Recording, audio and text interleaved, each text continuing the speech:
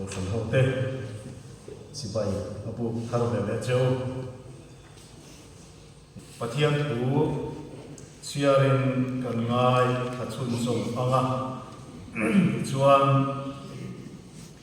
siap tu te kan siap so hian viam design bol kha kan so do ani somewhere pakhatna mung so panga changkum akan siat anga chuan chang sari tanga chang tua akan pakai nga so pasari tanga so patum chuan kan sial lord do nani lai tu hi vai mai hian zanina e kanin ma na ani do na poimo le thul kan ti lai ta kan sial lord de plek do nani e kan crusade agi kan soi do angin e kan camping tele kan beirual thusil chun som na follow up crusade khania wangchun ringtu nun chun chang kha kan la azir chun som sela ni a e revival crusade lampang ko kha ani lem lova ringtu nun kal se da le kan ringtu nun chan lem da tu kan chan lem na tu pom akha e kanin ko mu ani a sanina ko hian ringtu nun chu thuawih ani thuawih ani tia kha kan ngai kha ho kan sir ho le tu ani don ani Pathianni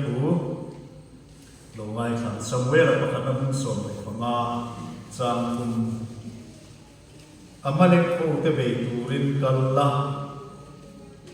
until nei zong zuwa le rem nei lo hin ti boral vekro ap me ya pa le nam sem te mute te lai te bom pa te geram te sapong sei te sabing tum te ne ilum vekam che ati ani ati a somewhere nal solak ne na pa lo theng a hiat ti na tuani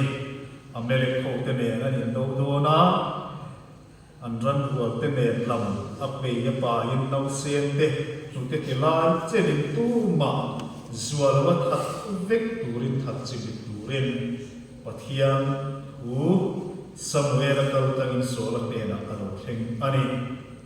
chang sari atangin chia chun som nyam ti chuan sola chuan amanek mi te chu havila atanga ai taram te su thengina beya tin amanek mi te lal aga ka chu anungin amana mipui som te chu khan dai ra sa veka ama ero chu sola le mipui te chuan aga ka chu an zuwa beram tha te bom pa tha te a thau te beram lo te a tha zum te ne zum te chu an ti tu lova a tha lo le an du lova piang ero chu an ti lum veka chang som pasari atangin siar chun som liang tin somewhere chuan sola te na ni namma ngain mite takte ni mala Israel tam ho tu watana asiam inilom ni tin lalpa chuan Israel ho dalatan sia athi chia tin lalpa chuan tir chuak chia kalla miswal ho amerik mi te chu ti hlum vek la an boral de malo chuan beizero ati chia ngat nge lalpa thu so lova rala thil chu aboa iboa lalpa mitwa thil thalo iti pai ati a tin sola chuan somewhere ne na e lalpa thu chu ka so malom lalpa min tirna lama chuan kakala amanik lal agaka karon mana amanik mi ka chu ka tilum fekalo amairo chu mipui te chuan rala thil beram le bomba te ti boral tur singa atha te chu gilgal kwa a lalpai pathian vela in thoinan อันรุนลานีอติอาตินสมุเอลจวนลัลปาจวนลัลปาทุจงจูอโลมังินฮารัลทิฟันเตเลอินโอยละติฮิอโลเมมนีง่ายเตอินโอยละอินโอยจูอัตโซกะเบรามทาวายอัตุปมจูอัตโซอันนี้เฮลไม่อายินที่ยังนักสวดเตเนอายินอ่างลูไม่มีเลนเปียกเลยปัทยันเลนเปียกอันนี้ลัลปัดหูอิดูโลฟางินอันนี้โอินลัลตาอดุตบีกโลสิอันนี้อติอาทุกอย่างเข้มกันเสียจุลปันกันสาตานมัลสมเซอาเมนลัลปัดโอยโลรักลัลโซลจุงโลเข่งที่รักท่ามันนี่ทุโอยโลรักที่กันไม่ได้ที่น่ารักท่านี่จูวางินริงดูเดปะเทียนมีจูทุโอยที่กันนุ่มตัวอันนี้เตียข้าอิสานินากันไม่ข้ากันเสียเขาตัวอันนี้เลเบียบีไซโปกิโลสองโอ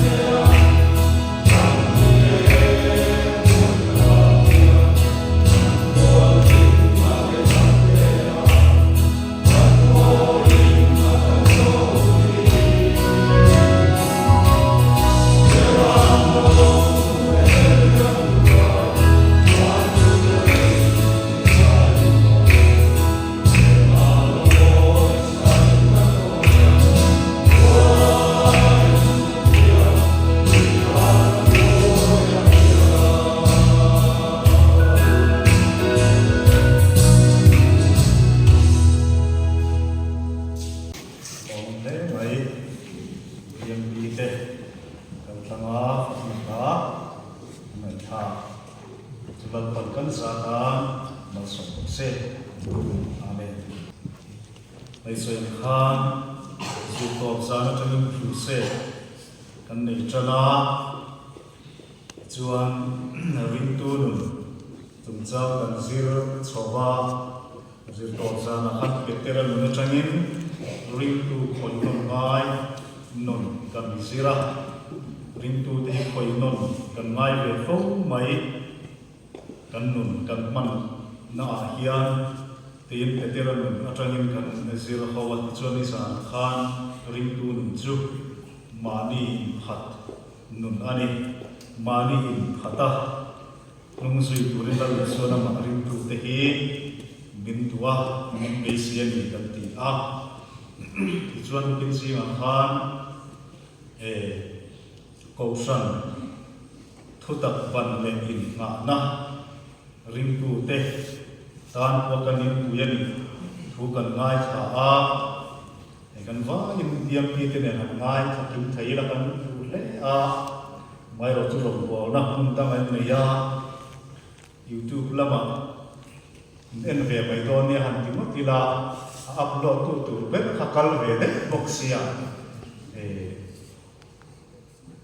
BKHP ho te zot te to mot mai ne chu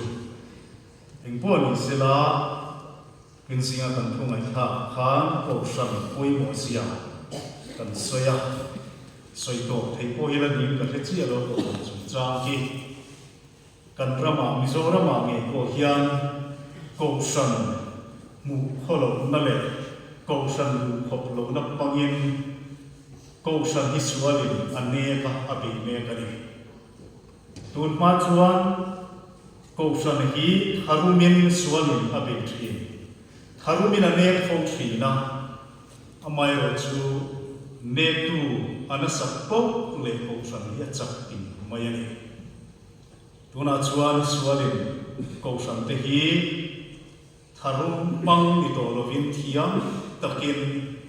yen chuan Kohhran du khop lo nak magin nim te ya kan rama hian Kohhran ra hirin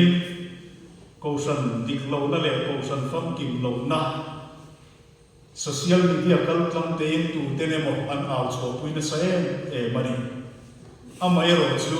in singa kan na kha khan soilom thuak ila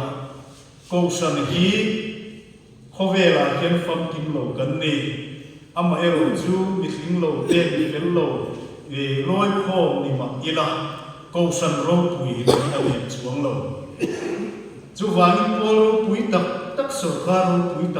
tak khovela ke dom ma sela lalpan khovela athutak ban le in ka na apan le na athodon tua apan thin chu lalpa in ka athutak ban chu Kohhran te kan ni pathian ezen khovela kan ni kan tien kha Kohhran hi ro ti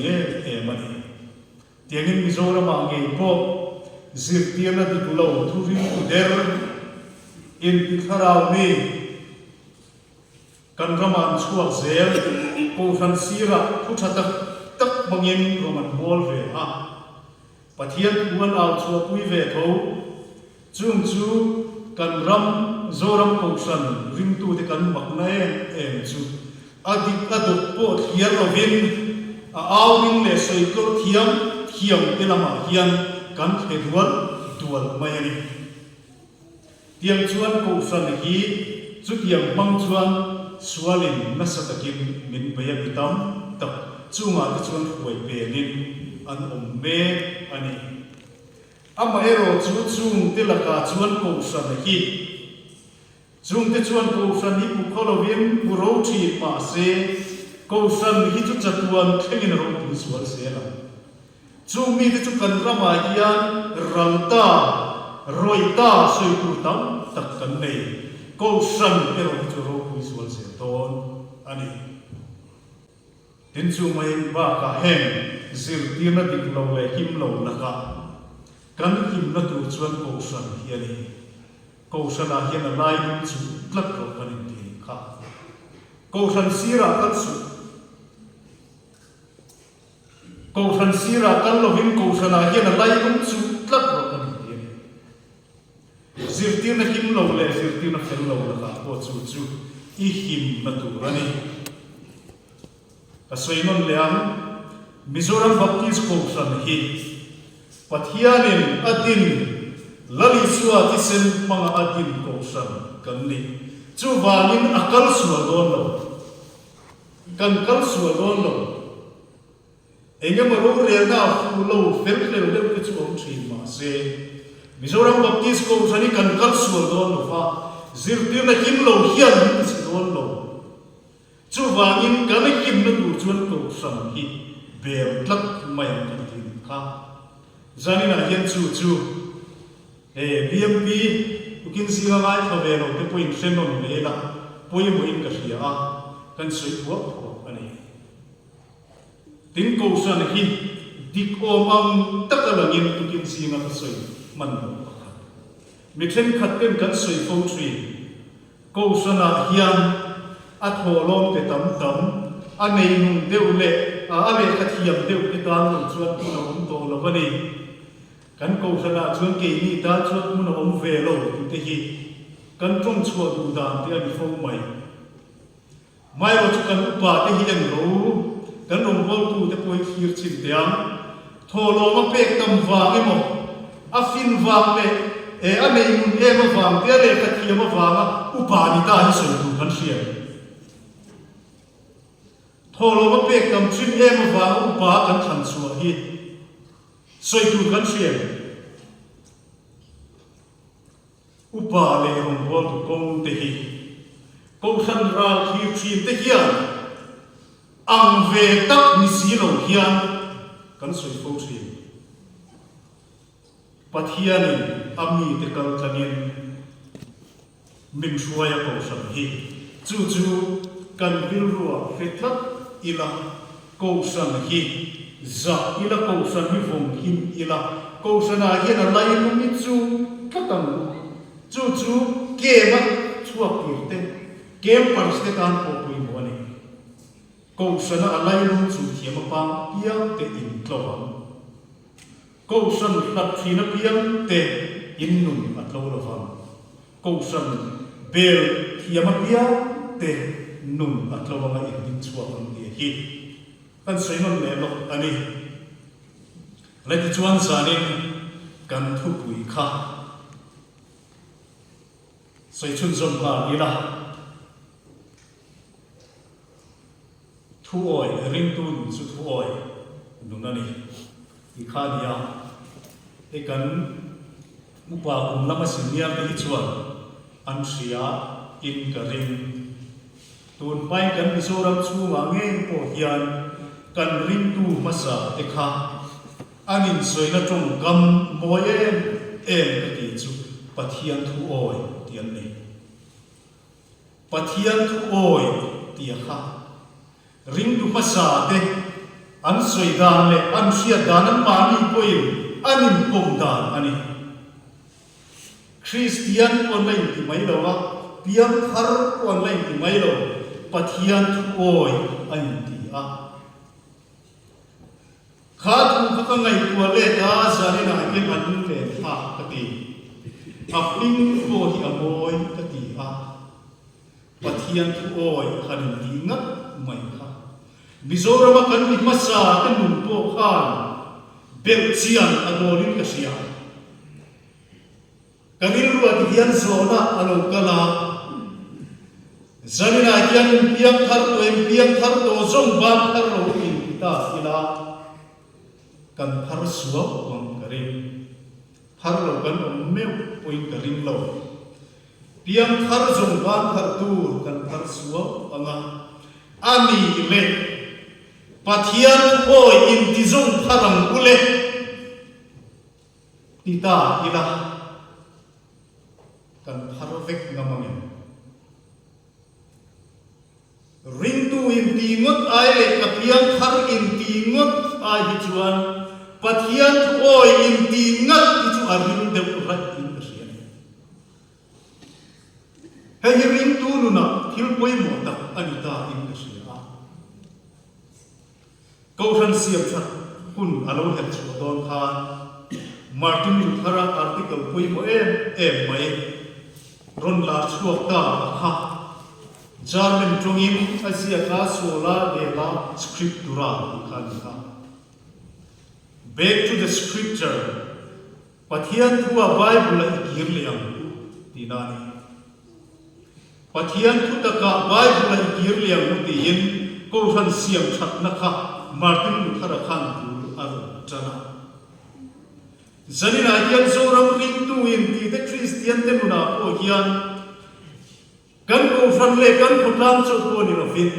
aram kung hiao huap hian se te ina kan te wai back to the Pathian thu oi nuna khani tir liam ti kan mamoi ka sia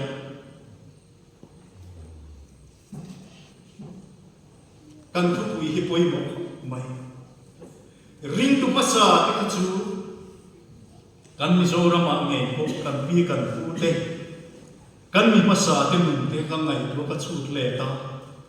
Pathian thu siat na an siat na tleme e ma Pathian thu an siat sin pu tleme e ma an thu soi an thu siu te pu mo le e ma mi chanum te kong ka an vada ka an thu soi an thu siu thiam da na chu Pathian thu lo oi ve to ro o nang ni chung kwa hian Pathian lo ring wala Pathian thu lo oi ve to ro o ani ti a ti chuan ni chu Pathian kan ring to Pathian thu oi ko la kan pe an ti a anin thoi na pan huwa ti an pa ya Pathian ring tu in ti in an thu siat le an thu sil te ka mol le ma se an thu hiat sin te ka training mol le ma se an thu sil te ka mol in toi le ma se la an liang siat sin sina an liang khan Pathian an ringa an poma rinna an ding kita Pathian thu an oi tok mai ni kha thu oi mun ta kha zanina chuan kan zir khar le hi tu ta ani kan ram ring tu te kan in siam chat le na tu poi mo ta chu Pathian thu oi na ki le hi ni kan ko ran chu ko ngei po hian chu kan ma po ko bang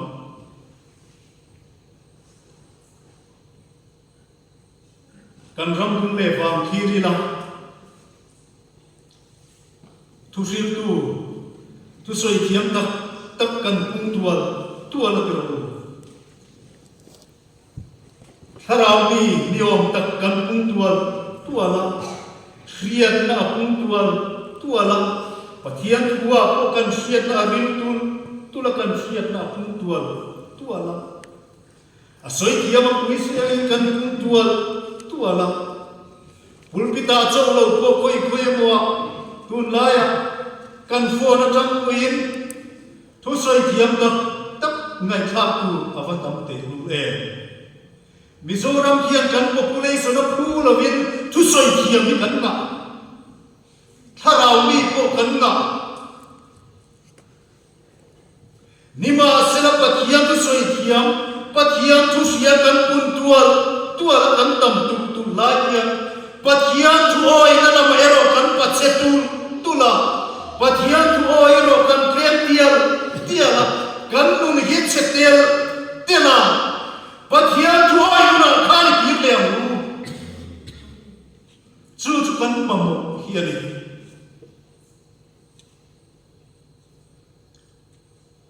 ti hian lo ngai tu ve chin te u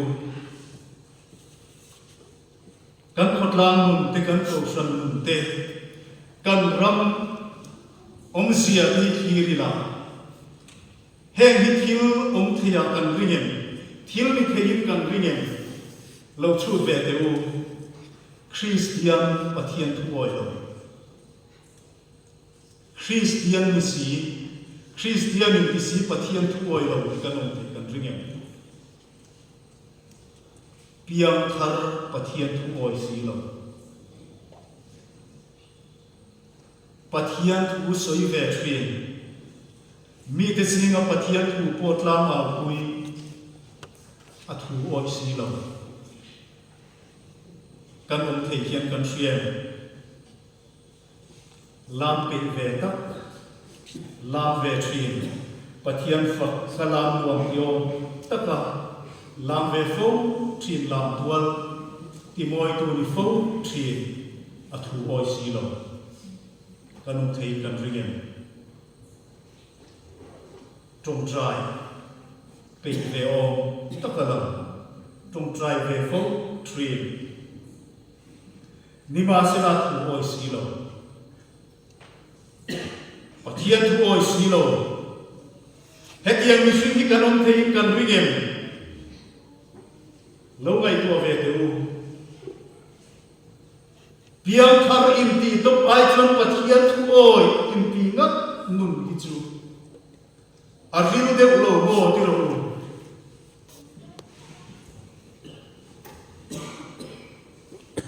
thu oi Pathian in angai poi mo sia lan so lan nun atangin kan siara kan ngai ha Amerik ni te nera min do na Amerik ni te abe do na Pathian in Samuel pangin lan so la pera wa soya Amerik ni te chu kan siara khan ti te khat chimit vek tu ren ape ya pai nau sen te le tu te ni lai senin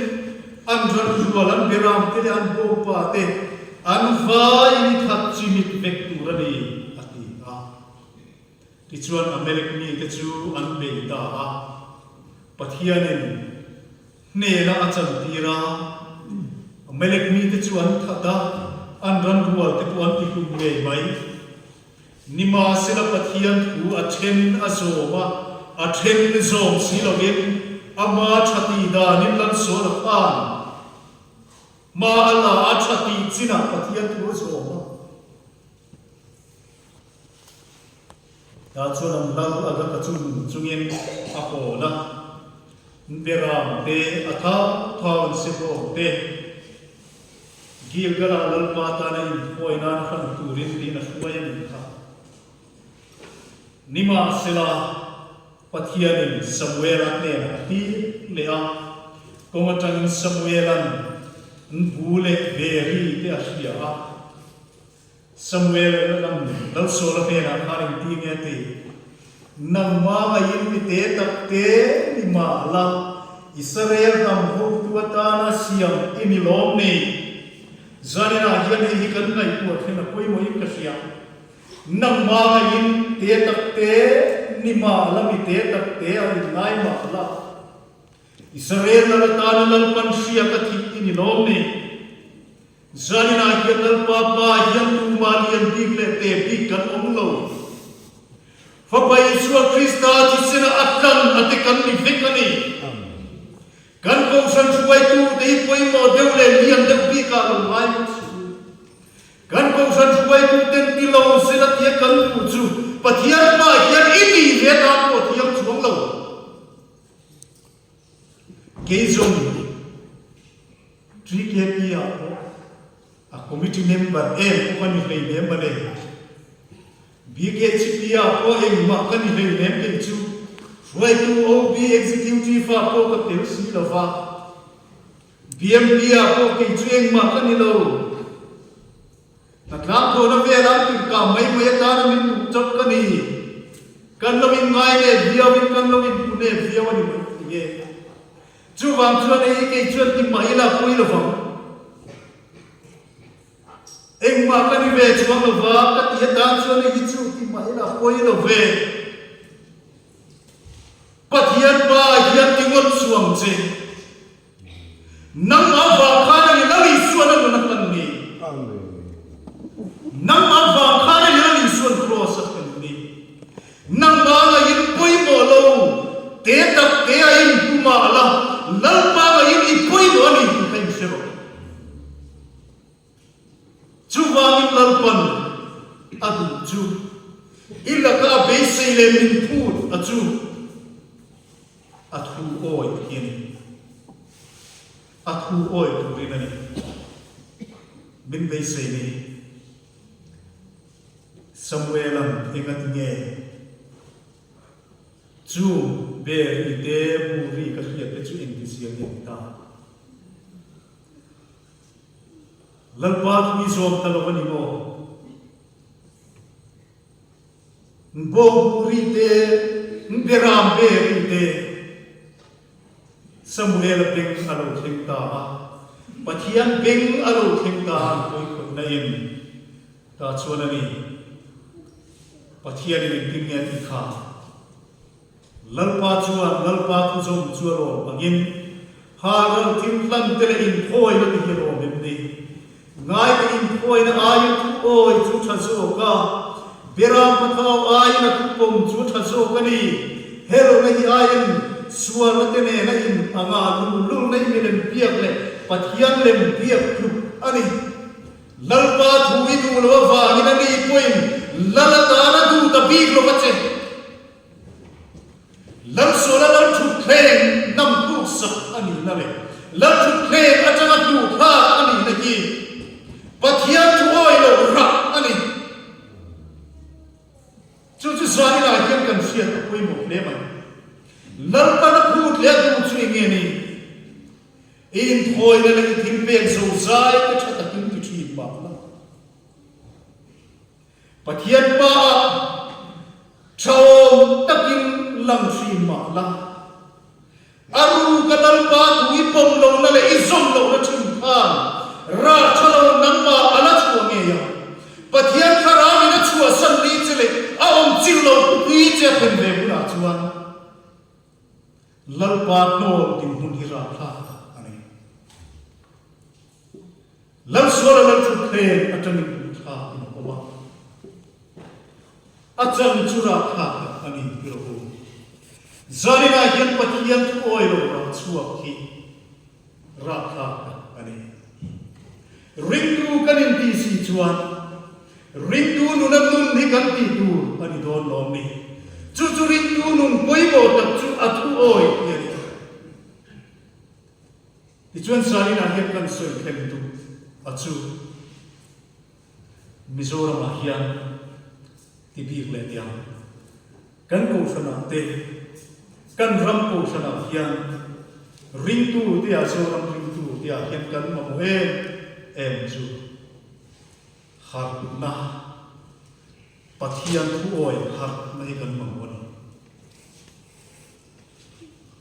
har nei kan per siat na reino Zoram Ringtu ten har ma chi sang kan per siat towa tut nai maya khur khat na kan ti te be kharau be khat na kan ti te khoi thu khat na te in Zoram dung le wa Pathian patho kan per siata mami maya kel kan khat na in kan ram atua ma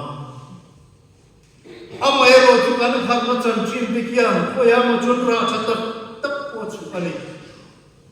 har na kan chan masak le kan per siat pasak te pe chuan ra chatak tak te po chu ha ti walin a enge molam zo ma ti chuan thil soi tur ti te ko om vele om thri na tiang chuan har na kan per siat ate hi chu tiang chuan Mizoram hian har na kan per siat sa to e ma amai ro chu kan har na chan te hian kan biakin le la tual a pel mo thok mai tun lai kan ram Ringtu te har na chan hian Kohhran ho te na har na kan chan chin hian kan lam tua le kan biakin ba ya pel mo khop mai ti ro kan Pathian thuai la pun tu ri biakin chunga chawani lo Pathian thu kan oi pun tu chu biakin pon ani biakin chunga hi chuan tu ma thil sual ti tum kan om lova thil sual ti ngam ko kan om lova ma ati na tur pun ani lo ti ko kan siam man har na kan changan rom kan ti alo omani lam wala ti to tin ko san ho ten lalpa kan fakahar na kan chang kan ti a nima sila kan khar na chan ti hian rei adai lo fa kan chu kuwa ko hi theng zo mang lo fa zoram ringtu te hi Kohhran ho te khuang puile khuang te ne na khar na kian kanin oi ke rei talu tu deu ani lo mo ni san na hin ka ngai tu ni khuang puile khuang te ri sia tha lo na puna khuang puile khuang te in sen pha lo na puna kian ka har nei thang le ro se Pathian thu oi kan ni na hi lam chuak ve ro se chu kan nun kian amamo ani biro tu na iwe America ram hat na them me te pu ava om ka ti ni tu na iwe hat na kalme zel dia at chuak me zel pu an har na chan kun ni chu pia kin chunga monitor wa pia kin hona an marketplace a ken sumdo na puna te pizza te ni an mola te ni har na an changa pizza la kan valan lam suwa pathian fakin pathian an choi moya an har na chuan an ni chun public place a thenga an sumdo na pun ti a theng me in ka ria Mizo rama kan hat na chana hian kan sumdo na pun te theng ve ro se i son na pun te ka theng ve ro se i office ka theng ve ro se